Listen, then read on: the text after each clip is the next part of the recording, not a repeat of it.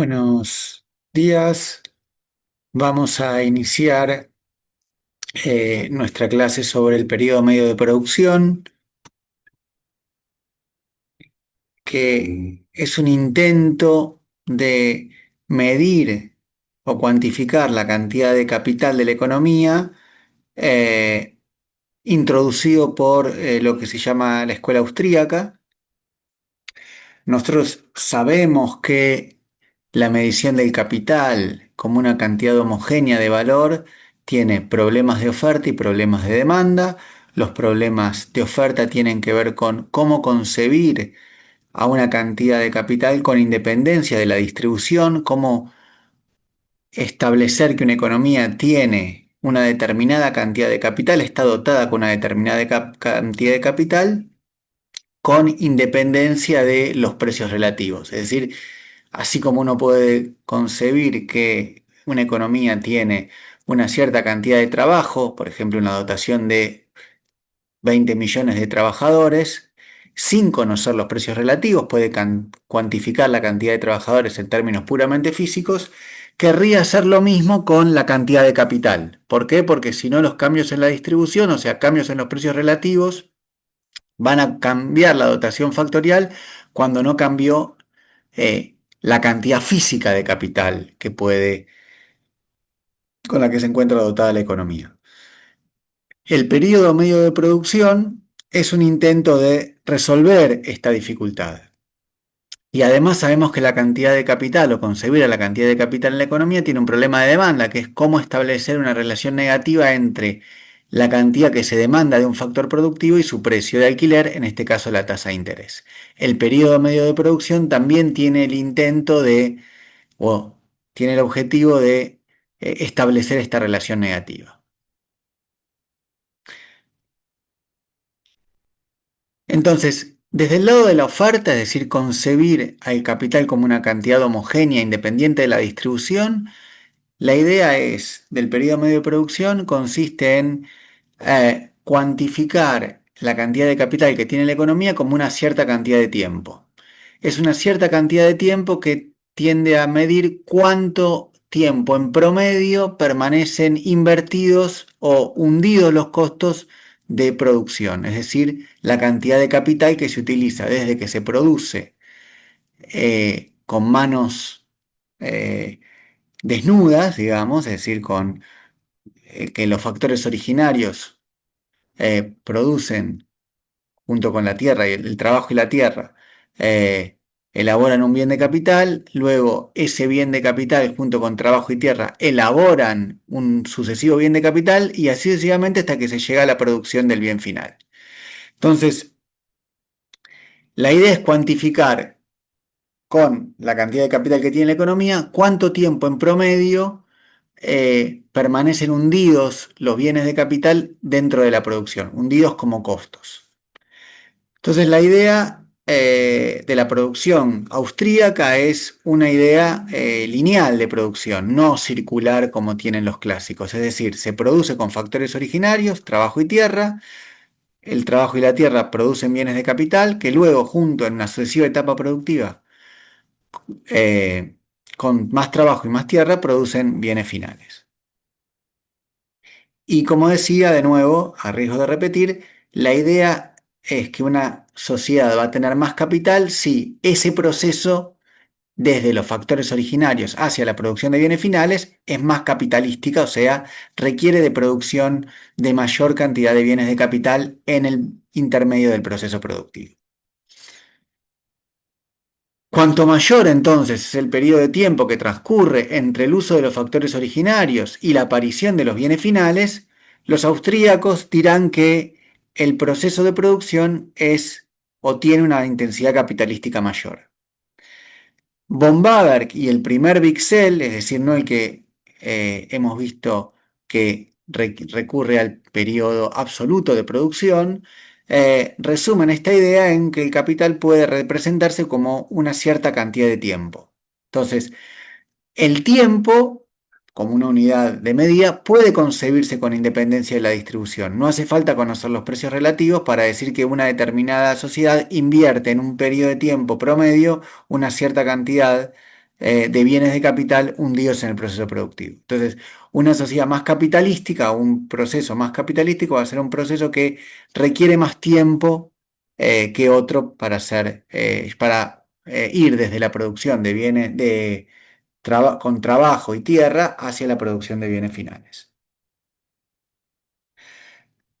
Entonces, el periodo medio de producción, que es una idea muy interesante, requiere de supuestos bastante restrictivos para funcionar. Nosotros vamos a listar cuáles son esos supuestos y luego vamos a mostrar por qué son algunos de ellos, con algunos ejemplos, por qué esos ejemplos, esos supuestos son suficientemente restrictivos. Vamos a suponer que se produce un único bien de consumo, que todo el capital es circulante, es decir, todos los bienes de capital que se producen durante el periodo son utilizados durante el periodo. Y el supuesto restrictivo que vamos a discutir al final de la clase es que se produce con un único factor primario, es decir, se utiliza solo trabajo para la producción. Y el segundo supuesto que vamos a discutir con cierto detalle es el hecho de que los beneficios se computan bajo la tasa de interés simple. Entonces, de estos cuatro supuestos, los primeros dos no van a ser discutidos, de hecho nosotros eh, en otras clases, en otras lecciones, hemos trabajado siempre con el supuesto de que todo el capital es circulante. Hemos considerado economías donde se produce un único bien de consumo, pero en general hemos sido suficientemente flexibles para suponer que se produce con un único factor originario o dos, trabajo y tierra. Y seguro que hemos utilizado la tasa de interés compuesta para medir el capital. ¿Por qué es importante distinguir este hecho de que la tasa de interés utilizada para el cómputo de los precios y de los beneficios es la tasa de interés simple y no la compuesta? Cuando se utiliza la tasa de interés simple o la regla de la tasa de interés simple, los intereses se computan solamente sobre el capital inicial. Si el monto del capital inicial es una cantidad C, y la tasa de interés es R, en el primer periodo entonces se va a obtener una tasa, o una suma, mejor dicho, igual a un valor B1 que es B1 igual a C por 1 más R. Ese C por 1 más R refleja C, que es el capital original, y C por R, que es el monto de los intereses sobre el capital original. Yo invierto entonces en el primer periodo C y al final de ese periodo obtengo una suma que me permite reponer el capital originalmente adelantado C y además obtengo una ganancia C por R que se compone de el monto invertido y los intereses aplicados a ese monto invertido, que es la tasa de interés sobre los montos invertidos. En el segundo periodo, si yo invertí en el primer periodo C por 1 más R, solamente voy a computar, cuando utilizo la tasa de interés simple, intereses sobre el capital inicialmente invertido, pero no sobre los intereses generados en el segundo periodo o en el primer periodo. Entonces, en el segundo periodo yo voy a obtener C por 1 más R, que es lo que yo había invertido, y además un C por R adicional, que es los intereses generados en el segundo periodo sobre el capital originalmente adelantado. Entonces, al cabo del segundo periodo voy a obtener C, que es el capital original, más C por 2R, porque durante cada periodo obtuve intereses, en el primer periodo C por R, en el segundo periodo otro C por R por el tiempo que el capital estuvo inmovilizado. Si invirtiera por 3 periodos, voy a obtener C por 1 más 3R. ¿Por qué? Porque obtengo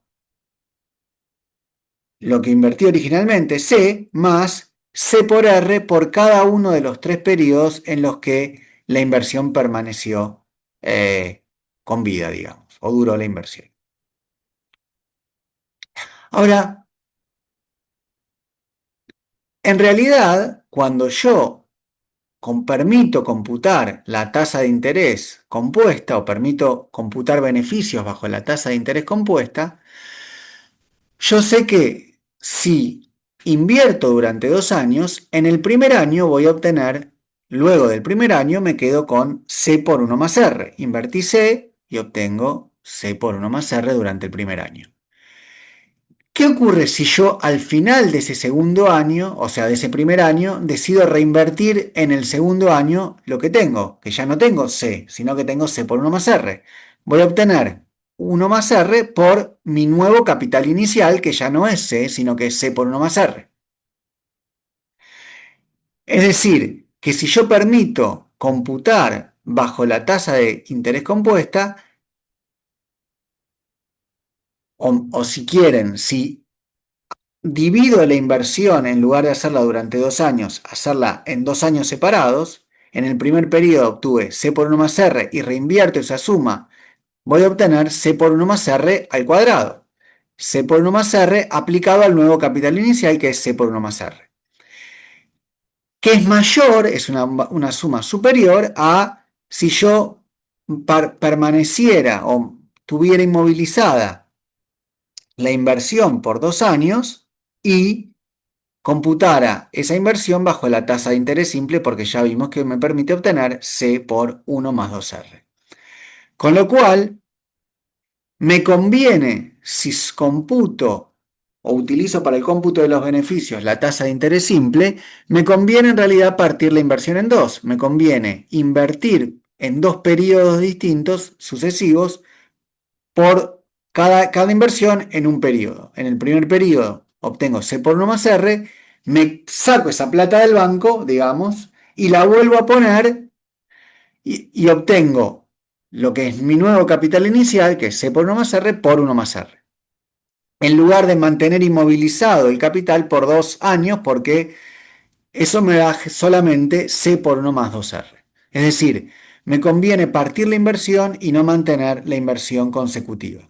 Es decir, bajo interés simple no hay igualdad en las tasas de retorno porque hay dos actividades que son esencialmente la misma, o dejar la plata en el banco por 2 años, o dejar la plata en el banco por un año, sacar la plata si quieren el 31 de diciembre y volver a ponerla ese mismo 31 de diciembre por otro año más, eso me genera un interés o un ingreso de C por 1 más R al cuadrado luego de 2 años, mientras que dejar la plata en el banco por 2 años sin sacarla me genera un ingreso de C por 1 más 2R, que no es igualmente rentable porque C por 1 más R al cuadrado es mayor que C por 1 más 2R.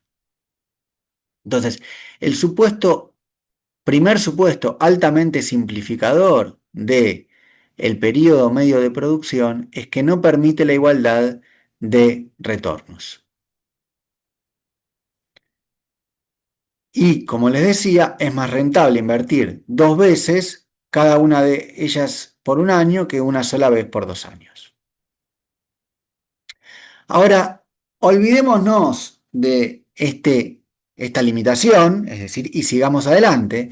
Esta limitación nos permite entender por qué el periodo medio de producción es algo que ha caído en desuso y nuevas reformulaciones, si quieren, existen de ese periodo medio de producción, pero ya no con el interés de medir la cantidad de capital, sino con eh, intereses más actuariales que no tienen ese objetivo y que no vamos a discutir aquí, y sigamos adelante. Entonces, supongamos que podemos producir un bien de consumo de la siguiente forma. En el periodo T-2, que vamos a distinguir como 2, se utiliza trabajo solamente para producir el bien de capital de tipo K2. Luego el bien de capital de tipo K2 junto con trabajo en el periodo -1 permite producir un bien de capital de tipo K1 y luego ese bien de capital de tipo K1 en el periodo corriente, que vamos a llamar 0, permite producir el bien de consumo. Entonces,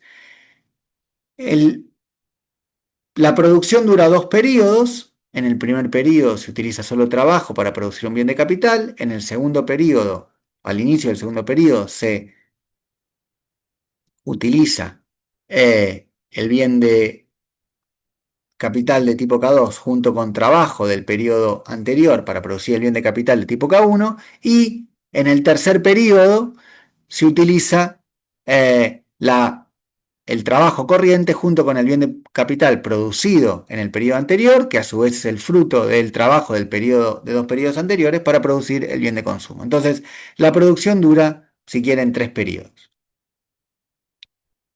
Escribamos las ecuaciones de precio, que es lo que está abajo, de cada uno de esos procesos productivos. Si suponemos que los salarios se pagan al final del proceso productivo, el precio del bien de capital de tipo K2 va a ser L2 por W, porque no hay capital adelantado, no hay bienes de capital para producir ese bien. Con lo cual, el precio del bien de capital de tipo K2 va a ser L2, la cantidad de trabajo utilizada para producir el bien de capital, la unidad del bien de capital, multiplicado por W. A su vez, el precio del bien de capital de tipo K1 es la unidad del precio del bien de capital de tipo K1, o sea, una unidad del bien de capital de tipo K1 tiene un precio de PK1, que es el precio del bien de capital de tipo K2 multiplicado por 1, porque para producir una unidad del bien de capital de tipo K1 se utiliza una unidad del bien de capital de tipo K2, o sea que acá está implícitamente multiplicado por 1, nuestro A K2, K1 es igual a 1, ¿sí?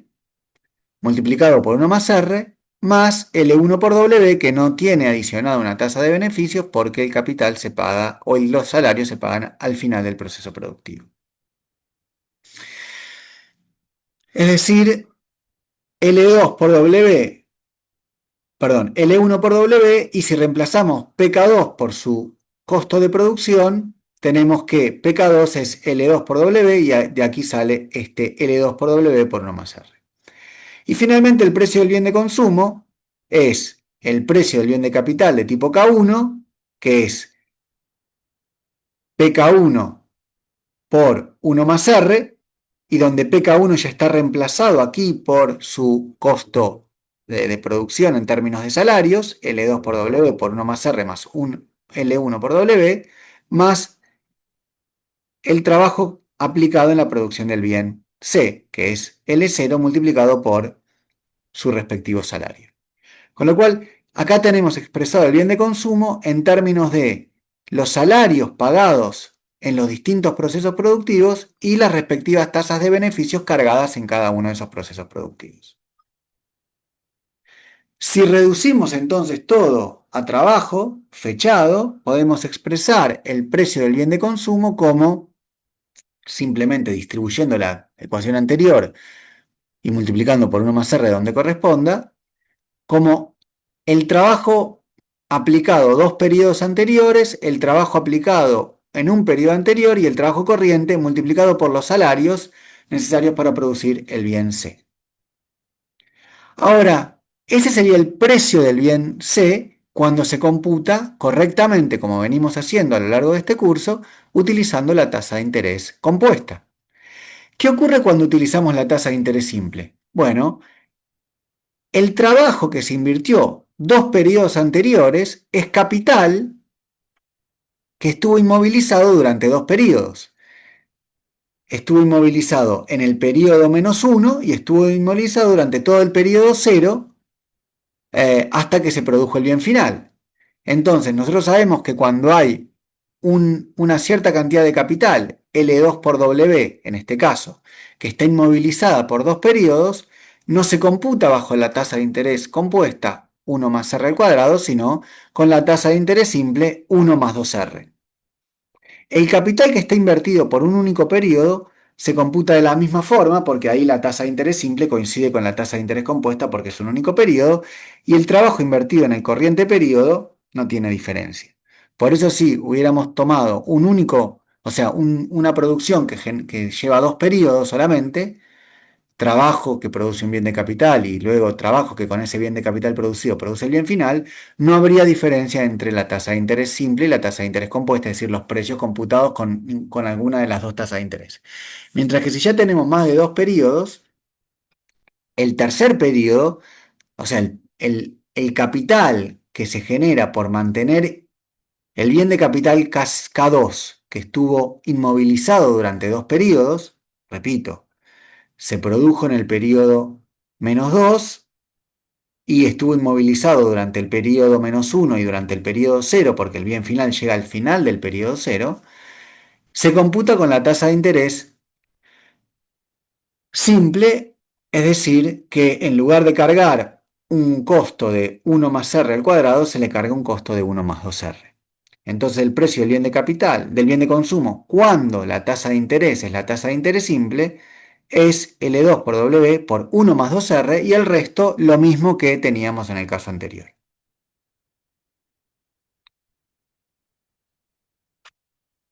Este es el precio del bien de consumo bajo la tasa de interés simple y haciendo simples reagrupaciones, reagrupando todo lo que tiene trabajo por un lado y todo lo que tiene tasa de interés y salarios por el otro, podemos reagrupar y obtener W por L2 más W por L1 más W por L0, que es este primer término de aquí, y todo lo que tiene W por R como 2L2, que es esto, más L1 por R.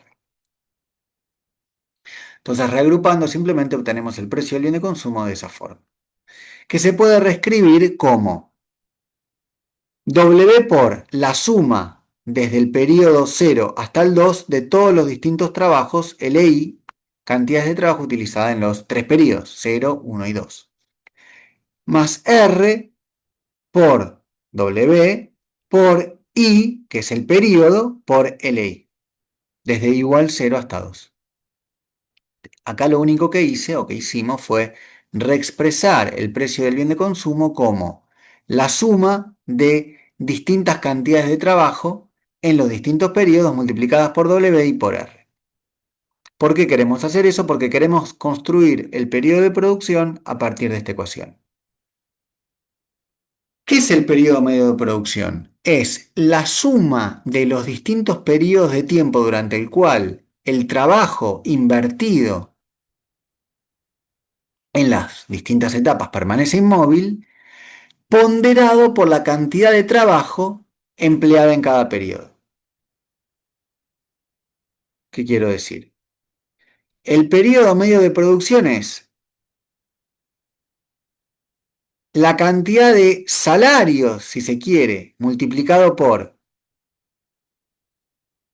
el tiempo durante cada periodo que se invirtió, que dura el proceso productivo, multiplicado por la cantidad de trabajo que efectivamente se utilizó en cada periodo, es decir, en el periodo 0 se utilizó la cantidad L0, en el periodo 1 se utilizó la cantidad L1, en el periodo 2 se utilizó la cantidad de 2, dividido los costos salariales totales utilizados. Como W se puede cancelar arriba y abajo, nos queda el periodo de tiempo considerado ponderado por la cantidad de trabajo en ese periodo de tiempo en relación a la cantidad de trabajo total. Y eso para cada uno de los tres periodos que dura el proceso productivo. Entonces, podemos expresar el periodo medio de producción como la sumatoria de I por LI, desde I igual 0 hasta 2, dividido la cantidad total de trabajo empleada en la producción, L0 más L1 más L2. De nuevo, cuanto mayor sea cada uno de estos términos, en relación, dado una cantidad de trabajo total, mayor ponderación va a tener el, la cantidad de trabajo utilizada en un periodo determinado. Y obviamente, cuanto mayor es el tiempo que pasa desde que se inicia el proceso productivo hasta que finaliza, mayor va a ser el peso que tenga la respectiva cantidad de trabajo utilizada en ese periodo. Es decir, si L0 fuera igual a L1 y fuera igual a L2, el hecho de que el periodo corriente está multiplicado por 0 no lo pondera, porque 0 por L0 es 0, pero esa misma cantidad de trabajo utilizada a dos periodos anteriores tiene una ponderación mayor que incluso una misma cantidad de trabajo, si L1 fuera igual a L2, que tendría si ese trabajo hubiera sido utilizado en un periodo posterior. Cuanto más atrás en el tiempo una determinada cantidad de trabajo es utilizada, más pondera. Cuanto mayor es la cantidad de trabajo en un determinado periodo de tiempo, también pondera más. Entonces, podemos reexpresar la suma desde igual 0 hasta 2 de I por LI como L por T. ¿Y por qué? Porque PC, que era, si recuerdan, era W por LI más W por R por suma de LI por I, nos permite lo podemos reemplazar como W por L, porque la I suma desde igual 0 hasta 2 de LI es igual a L, y por lo que acabamos de ver, toda esta suma de aquí, toda esta suma de aquí, es igual a T por L, con lo cual podemos reexpresar el precio del bien de consumo como W por L más R por T por L. Es decir, el precio del bien de consumo es una función de la cantidad de trabajo y del periodo medio de producción. Cuanto mayor es el periodo medio de producción, dado el resto de las variables, mayor va a ser el precio de ese bien de consumo porque tarda más el bien de consumo en llegar al mercado porque tiene un periodo de producción más largo. Ahora, ¿por qué este sistema o este periodo medio de producción nos permite derivar una curva de demanda de capital o, en este caso, aproximado por la cantidad de tiempo, que se porta bien en relación a la tasa de interés? ¿Qué queremos decir con que se porta bien? Que tiene una relación negativa con la tasa de interés. A menor tasa de interés se van a adoptar métodos que son más capital intensivos, es decir, que requieren una mayor cantidad de tiempo. Supongamos que existen ahora dos métodos para producir el bien de consumo final C. Es decir, que tenemos un problema de selección de técnicas, como venimos estudiando a lo largo del curso. ¿En qué difieren los métodos? Bueno, en la cantidad de trabajo que requieren y también en el periodo medio que requieren. Acá tenemos el precio del bien de consumo bajo el método 1, que tiene una cantidad de trabajo L1 y un periodo medio de T1. Y el precio del mismo bien de consumo C bajo un método alternativo 2, que requiere una cantidad de trabajo 2 y un periodo medio T2.